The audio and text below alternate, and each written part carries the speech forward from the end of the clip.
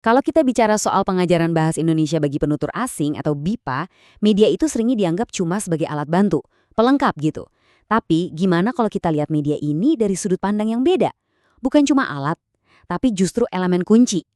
Nah, kali ini kita akan bongkar tuntas peran media. Gimana caranya mengubah kelas yang biasa aja jadi sebuah ekosistem belajar yang hidup, otentik, dan tentunya jauh lebih bermakna. Oke, kita mulai dari sini ya. Coba perhatikan kontras visual ini. Di satu sisi kita lihat lingkungan belajar yang ya kering, abstrak, cenderung pasif. Terus di sisi lain ada sebuah ekosistem yang kaya banget sama stimulus. Ada visual, auditori, kinestetik, dan interaktif. Pertanyaan paling mendasarnya adalah, apa sih yang jadi pembeda utamanya? Jawabannya ada pada intervensi media yang dipakai secara efektif dan strategis. Disinilah kita ketemu sama sebuah metafora yang kuat banget. Jadi, media pembelajaran itu bukan sekedar alat bantu, tapi dia adalah sebuah jembatan. Jembatan yang esensial. Jembatan ini membentang di atas jurang pemisah loh, jurang linguistik dan kultural yang menghubungkan realitas pembelajar yang mungkin masih asing banget dengan kompleksitas bahasa Indonesia yang begitu kaya, mulai dari tata bahasanya, nuansa katanya, sampai ekspresi budaya yang mendalam. Lantas apa yang bikin jembatan ini kokoh? Apa yang menopang jembatan ini? Nah, kekuatannya itu bertumpu pada 5 pilar fundamental. Inilah fungsi-fungsi inti dari media yang membuatnya jadi sangat-sangat penting dalam pengajaran BIPA. Kelima pilar ini mereka nggak kerja sendiri-sendiri, tapi secara simultan, barengan gitu, untuk menciptakan pengalaman belajar yang holistik. Cakupannya luas banget, mulai dari mengubah konsep yang abstrak jadi konkret sampai tugas penting lainnya, yaitu mengurangi kecemasan pembelajar. Yuk kita bedah satu persatu. Mari kita lihat lebih dalam di dua aspek, kognisi dan afeksi. Secara kognitif, media itu tugasnya melakukan konkretisasi. Maksudnya gimana? Aturan tata bahasa yang abstrak atau metafora yang susah dibayangin itu diubah jadi sesuatu yang lebih nyata, lebih jelas di pikiran lewat gambar atau simulasi. Nah, secara afektif, media itu membangun motivasi. Seperti risetnya Elizabeth di tahun 2016, konten otentik yang relevan sama minat pembelajar itu bisa secara dramatis ningkatin motivasi dan dedikasi mereka. Poin krusial berikutnya adalah inklusivitas. Kenapa? Karena setiap pembelajar itu unik kan, cara belajarnya beda-beda. Nah, media memungkinkan kita untuk mengakomodasi berbagai macam gaya belajar. Buat pembelajar visual, kita bisa pakai gambar dan video. Buat yang auditori, ada podcast atau musik. Dan buat yang kinestetik, permainan interaktif dan simulasi itu memastikan materi bisa dicerna secara optimal. Media itu juga berfungsi kayak jendela loh. Jendela menuju bahasa yang otentik.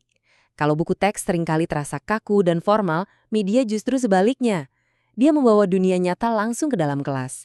Pembelajar jadi bisa dengerin langsung gimana intonasi yang natural, kecepatan bicara orang Indonesia yang beragam, bahkan sampai ragam dialek. Ini penting banget untuk membangun kompetensi komunikasi yang sesungguhnya. Sekarang, dari sisi psikologi pembelajar, media itu punya peran penting banget buat nurungin yang namanya filter afektif, atau gampangnya dinding kecemasan. Lingkungan belajar yang didukung media itu rasanya jadi lebih santai, nggak terlalu mengintimidasi.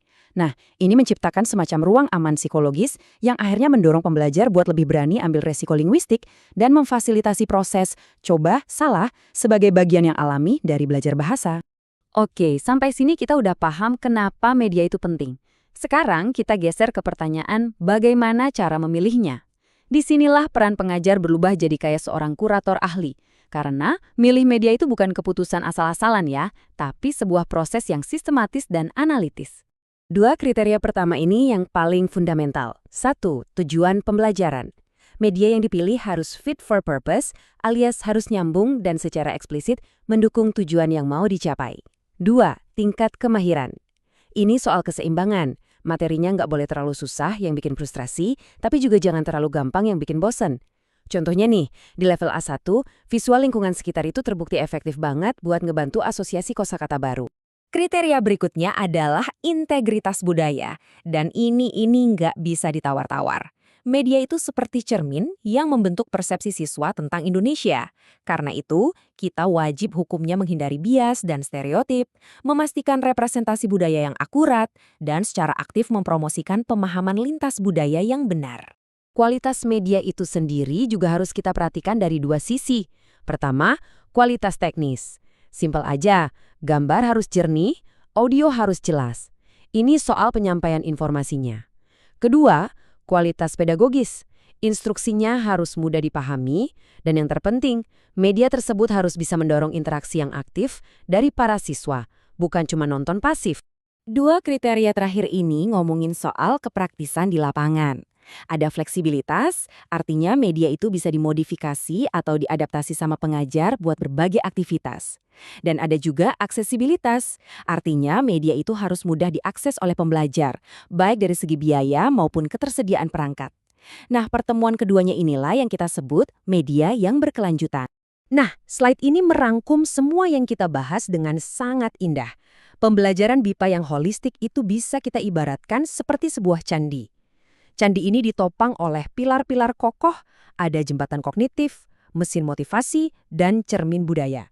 Dan semua pilar yang kuat ini berdiri di atas satu fondasi yang solid, yaitu seleksi yang sistematis. Jadi, poin krusial yang harus kita bawa pulang adalah ini. Media yang tepat itu fungsinya bukan cuma sebagai alat penyampai informasi, bukan. Dia adalah partner, mitra dalam proses konstruksi pengetahuan. Ini adalah sebuah pergeseran paradigma dari pengajar sebagai satu-satunya sumber informasi menjadi seorang fasilitator pengalaman belajar. Tujuannya adalah kita semua bisa bertransformasi menjadi seorang arsitek pengalaman pembelajaran yang strategis. Jadi pertanyaan sesungguhnya yang tersisa untuk kita semua bukanlah media apa ya yang akan kita gunakan, tapi lebih dalam dari itu, pengalaman belajar seperti apa yang akan kita bangun.